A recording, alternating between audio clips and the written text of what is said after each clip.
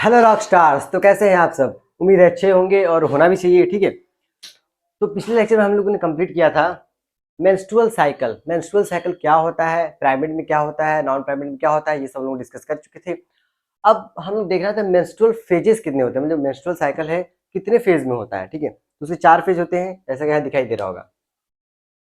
पहला फेज होता है मेंस्ट्रुअल फेज, दूसरा फेज होता है फॉलिकुलर फेज, एंड थर्ड होता है ओवुलेटरी, और लास्ट होता है ल्यूटेल फेज। ये 4 फेजेस होते हैं। ठीक है, हम देखेंगे किस फेज में क्या होता है, क्या चेंज होता है। ठीक है, तो हर एक फेज में देखेंगे क्या चेंज हो रहा है, कौन सा हार्मोन रिलीज हो रहा है और क्या क्या चीजें हो रही है इसमें। ठीक है, तो पहले फेज में देखिए मेंस्ट्रुअल फेज में, तो इसे ब्लीडिंग फेज भी कहा जाता है। ठीक है, इसे ब्लीडिंग फेज,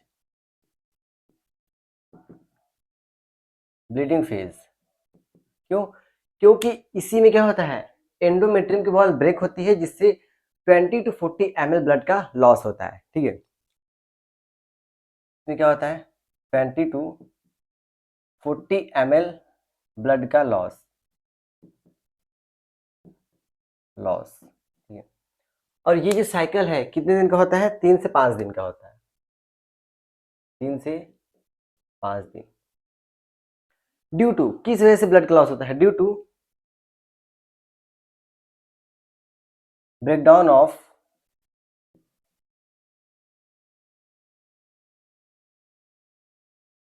एंडोमेट्रियम वॉल।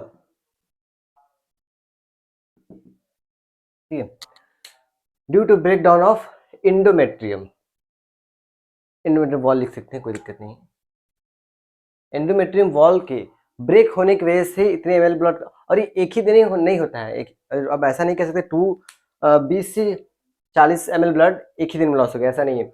ये 3 से 5 दिन का ये पूरा फेज होता है। इस पूरे फेज में इतने ब्लड का लॉस होता है। अब देखते हैं फॉलिकुलर फेज में क्या होता है। इसमें देखिए तो जितने भी फॉलिकल्स होते हैं, जैसे कि primary follicle, secondary follicle, tertiary follicle और ग्राफिन फॉलिकल, उनका इसमें क्या होता है, मैच्योरेशन होता है। क्या कहते हैं, maturation of, maturation of follicle. Primary, secondary, मतलब प्राइमरी से सेकेंडरी, सेकेंडरी से टर्सरी, एंड टर्सरी से ग्राफियन फॉलिकल, ग्राफियन फॉलिकल। ठीक है, फॉलिकुलर फेज है तो इसमें जाहिर सी बात है जितने भी फॉलिकल हैं वो मेच्योर होंगे। और कौन से, प्राइमरी, सेकेंडरी एंड टर्सरी और ग्राफियन फॉलिकल क्या होंगे, मेच्योर होंगे। और मेच्योर होने के बाद, ठीक है, यहाँ जो पिट्यूटरी ग्लैंड है, पिट्यूटरी ग्लैंड,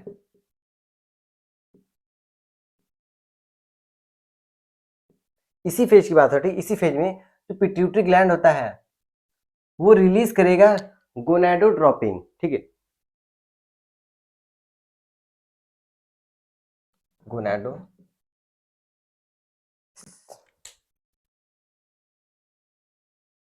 तो कहते हैं GnRH।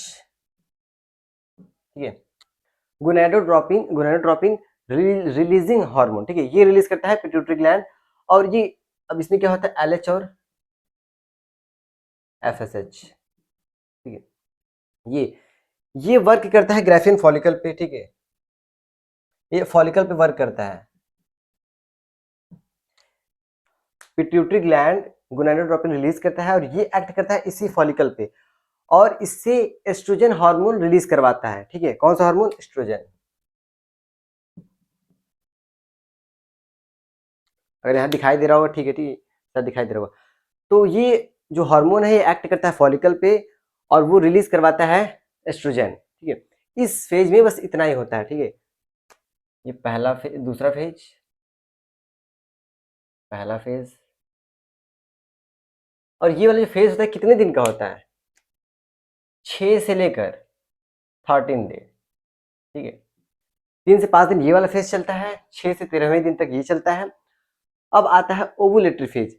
ये जो एस्ट्रोजन हार्मोन है इसका काम यहाँ पर आएगा। ठीक है, जो ओवुलेटरी फेज है इसमें क्या होता है, ओवम रिलीज होता है। ठीक है, ये कितने, कौन से दिन होता है, एक दिन का होता है, वो 14 डे, 14th। 14वें दिन क्या होता है, ओवुलेशन होता है। और ये जो एस्ट्रोजन हार्मोन है ये ओवुलेशन में हेल्प करवाता है, ठीक है, ओवुलेशन में हेल्प करवाता है। इस फेज में क्या होता है,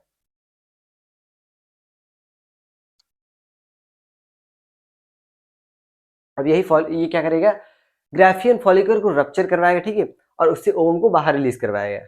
इस फेज में क्या होता है, Graafian follicle rupture and release ovum, ठीक है।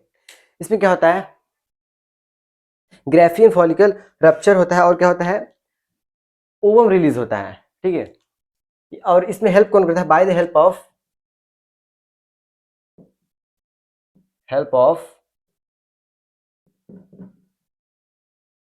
एस्ट्रोजन। ये वाला जो एस्ट्रोजन है उसी की हेल्प से ये ग्राफियन फॉलिकल रप्चर होता है और ओवम रिलीज होता है, और इस फेज को कहते हैं ओवुलेटरी फेज। और ये 14वें दिन होता है, 14th डे, ठीक है। ये हो गया ओवुलेटरी फेज। लास्ट आता है ल्यूटियल फेज, ठीक है।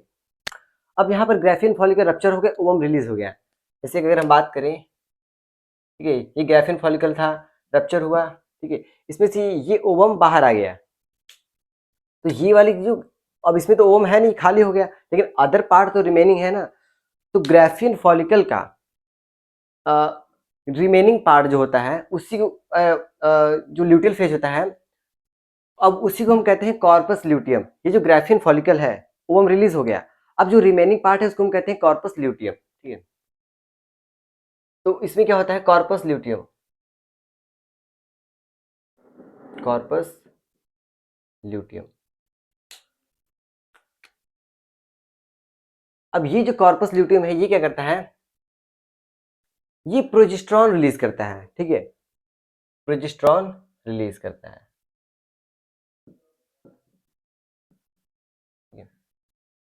ल्यूटियल फेज में जो कॉर्पस ल्यूटियम है वो रिलीज करता है प्रोजेस्टेरॉन, और ये क्या करता है, एंडोमेट्रियम की थिकनिंग को मेंटेन करता है, मतलब जो ब्रेक हो चुका था अब उसको फिर से वो मेंटेन करता है, उसकी मोटाई को बढ़ाता है, ठीक है। प्रोजेस्टेरॉन क्या करता है, मेंटेन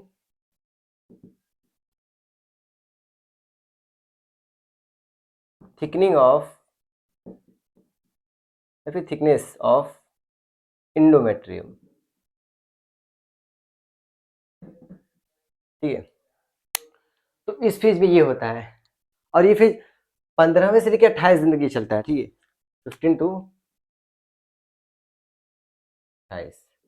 तो ये है पूरी साइकिल, पूरी मेंस्ट्रुअल फेज के कौन कौन से फेज है और किस फेज में क्या होता है, पूरी बात ध्यान लिख दीजिए, एकदम आसानी से समझने वाली चीज है, बेहतरीन तरीके से, ठीक है। तो पहले देख लेते हैं, इसका रिकॉल कर लेते फिर से। मेंस्ट्रुअल फेज, ठीक है, इसके 4 फेज होते हैं। पहला क्या होता है, मेंस्ट्रुअल फेज, ये 3 से 5 दिन का होता है, ठीक है। और इस फेज में क्या होता है, एंडोमेट्रियम की वॉल ब्रेक होती है जिससे 20 से 40 ml ब्लड का लॉस होता है। ये फेज 3 से 5 दिन तक चलता है, ठीक है। सेकेंड हमारा आता है फॉलिकुलर फेज, ठीक है। फॉलिकल फेज में जो फॉलिकल्स होते हैं, primary, secondary, tertiary and Graafian follicle, ये क्या होते हैं, मेच्योर होते हैं। और इसी फेज में पिट्यूटरी ग्लैंड से हार्मोन रिलीज होता है जीएनआरएच, और ये जीएनआरएच एक्ट करता है ग्राफियन, अरे जो फॉलिकल्स हैं, जो भी ये सब फॉलिकल्स है, ग्राफियन फॉलिकल्स वगैरह, इस फॉलिकल पे एक्ट करता है और एस्ट्रोजन हार्मोन रिलीज करवाता है कि रिलीज हार्मोन रिलीज करो, ओवुलेशन कराना है, ठीक है। तो एस्ट्रोजन रिलीज हो गया, अब इसका काम इस फेज में आएगा। ये क्या करेगा, ग्राफियन फॉलिकल को क्या कर रप्चर करवाएगा ताकि ओवुलेशन हो सके, ठीक है। तो इस जो ग्राफियन फॉलिकल, इसमें रप्चर होता है इस फेज में, ओवम रिलीज होता है by the help of oestrogen. बस इसमें ओवुलेशन होता किस दिन होता है, 14th डे होता है, ठीक है। और फॉलिकल फेज 6 से 13वें दिन तक होता है। ये क्वेश्चन में इंपॉर्टेंट है, ठीक है, कि ओवुलेशन किस दिन होता है, ये बहुत बार पूछा गया है। 14th डे, एक दिन का होता है ये फेज। लास्ट क्या आता है, ल्यूटियल फेज। इस फेज में क्या होता है, जो ग्राफियन फॉलिकल था उसका जो रिमेनिंग पार्ट बचा हुआ है, अब उसे हम कहते हैं कॉर्पस ल्यूटियम, ठीक है। तो अब ये जो कॉर्पस ल्यूटियम है ये रिलीज करता है प्रोजेस्टेरॉन हार्मोन, और इस हार्मोन का काम है एंडोमेट्रियम की थिकनेस को मेंटेन करना। यही फिर यहाँ से क्या होता है, रिसाइकल होता रहता है, यही साइकिल बार बार चलता रहता है, 1 से 28 दिन तक बार बार रिपीट होता है इसे, ठीक है। ये पूरा क्या है, मेंस्ट्रुअल फेज। अब हम देखते हैं मेंस्ट्रुअल ब्लड के बारे में कुछ इंपॉर्टेंट बातें। इसे आप स्क्रीनशॉट ले सकते हैं, तो बहुत ही बेहतरीन तरीके से समझने के लिए, ठीक है। आते हैं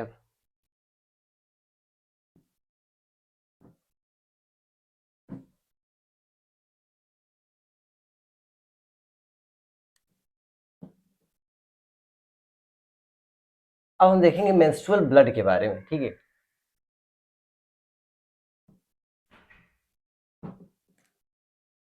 जो मेंस्ट्रुअल ब्लड होता है, ठीक है, इसके बारे में दो बातें जानेंगे, ठीक है। ये जो मेंस्ट्रुअल ब्लड होता है वो कैसा होता है, इम्प्योर होता है, ठीक है, इम्प्योर होता है। और ये जो ब्लड होता है वो नेवर क्लॉट, मतलब क्लॉट नहीं करता है। अब क्यों क्लॉट नहीं करता है आप देख लीजिए। मेंस्ट्रुअल ब्लड इम्प्योर होता है, अशुद्ध होता है, ठीक है, और नेवर क्लॉट, ये क्लॉट नहीं करता है। इम्प्योर क्यों होता है, क्योंकि जो एंडोमेट्रियम की वॉल्व है उसमें आर्टरीज और वेन दोनों होती हैं, ठीक है। तो वेन्स जो होती है वो इम्प्योर ब्लड क्या होता है, कंटेन करती है। तो जब ब्रेक होंगी तो दोनों का ब्लड आपस में मिक्स हो जाता है, तो ये जो ब्लड होता है वो इम्प्योर होता है। इम्प्योर का मतलब गंदा खून नहीं होता है, इम्प्योर का मतलब होता है कि उसमें डीऑक्सीजनेटेड ब्लड भी होता है, ठीक है। तो आर्टरीज और वेन के प्रेजेंस की वजह से ये कैसा होता है, इम्प्योर ब्लड होता है। अब हम देखेंगे नेवर क्लॉट। क्लॉट क्यों नहीं करता है, क्योंकि इस ब्लड में क्लॉटिंग फैक्टर एब्सेंट होता है, ठीक है। तो हम क्या लिखेंगे, due to presence of artery and vein. Artery और वेन के प्रेजेंस होने की वजह से ये कैसा होता है, इम्प्योर ब्लड होता है। और नेवर क्लॉट, क्लॉट क्यों नहीं करता है, क्योंकि इसमें क्लॉटिंग फैक्टर एब्सेंट होता है। क्लॉटिंग फैक्टर एब्सेंट, ठीक है। तो ये मेंस्ट्रुअल ब्लड के लिए कुछ बातें हो गई, ये बहुत इंपॉर्टेंट है। क्वेश्चन ये वाला इंपॉर्टेंट, कई बार नीट में पूछा गया है, नेवर क्लॉट करता है या नहीं करता है, ठीक है। बहुत लोग इसमें कंफ्यूजन होता है, लेकिन अब कंफ्यूजन दूर हो गया होगा, ये वाला ब्लड क्लॉट नहीं करता है, ठीक है। अब हम देखते हैं ओवुलेशन की। जब ओवुलेशन होता है तो उस दिन कौन सा हार्मोन पीक पे रहता है, ठीक है, और उसे कहते क्या है।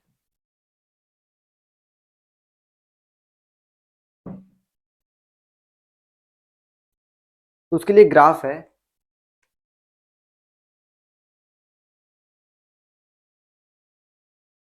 ये ग्राफ है।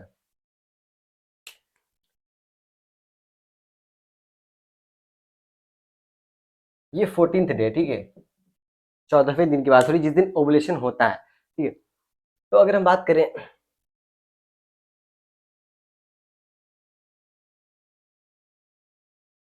ये एफएसएच है, ठीक है, ये एफएसएच है। ये यहाँ पर नॉर्मल रहता है, ठीक है, इंक्रीज होता रहता है, इंक्रीज होता रहता है। ओवुलेशन वाले दिन थोड़ा इंक्रीज होता है। ये एफएसएच हार्मोन है, ठीक है, एफएसएच। और यहाँ पर इसके ऊपर क्या होता है, एलएच।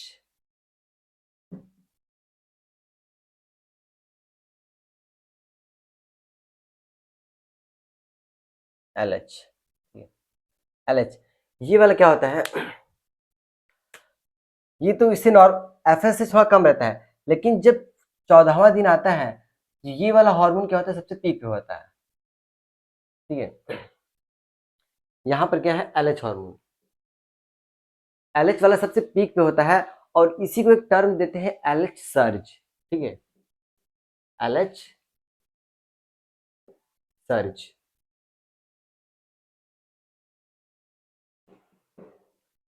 ठीक है। ये 14 डे। तो क्वेश्चन ये आता है कि 14वें दिन कौन सा हार्मोन पीक पे होता है, तो कौन सा होता है, एलएच, और उसे एक टर्म देते हैं एलएच सर्ज, ठीक है। तो ये सब बातें हो गई हमारा, इसलिए मेंस्ट्रुअल फेज पूरा क्लियर खत्म हो गया है। अब अगला हम लोग देखेंगे फर्टिलाइजेशन एंड इम्प्लांटेशन, ठीक है, अगला टॉपिक चलेगा। उसके लिए आप थोड़ा सा एनसीईआरटी पढ़ के आइएगा, तो ये और अच्छे से समझ में आएगा, ठीक है। तो ऐसे धीरे धीरे काम आगे बढ़ रहा है, जैसा कि आप देख रहे हैं टी शर्ट आ गया है, और आप लोगों को भी टी शर्ट जल्दी दिया जाएगा, ठीक है, जो हमारे ऑफलाइन ऑनलाइन दोनों के हैं। तो टी शर्ट सबको प्रोवाइड कर दिया जाएगा। तो मिलते हैं अगले वीडियो में, तब तक के लिए टाटा और बाय बाय, और आप रिवीजन अच्छे से कर लीजिएगा।